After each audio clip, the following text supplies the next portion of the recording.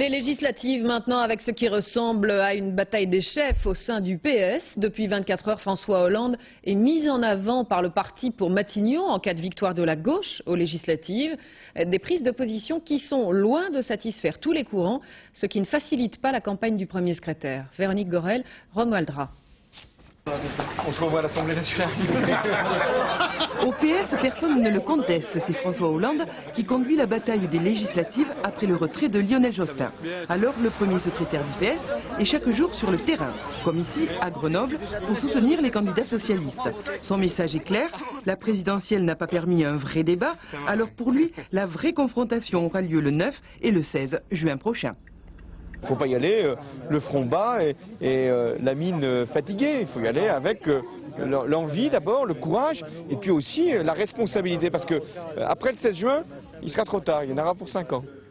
Un message qui passe plutôt bien auprès des militants frustrés par l'élection présidentielle et qui ont trouvé en François Hollande un nouveau chef. Il incarne bien une politique de gauche et dans tout ce qu'il exprime, on le ressent. Je regrette l'absence de Lionel Jospin, évidemment, parce que c'est plus sentimental finalement. François, il assure la relève avec brio et qualité, et je pense qu'il va nous amener à la victoire. Une victoire hypothétique, mais les socialistes ne veulent pas l'exclure. Et le premier d'entre eux se dit prêt à endosser les habits de Premier ministre si tel était le cas. Et nous sommes donc prêts, collectivement, à venir aux responsabilités du pays et individuellement, pour ce qui me concerne, j'y suis prêt à la fonction que j'espère être la plus haute.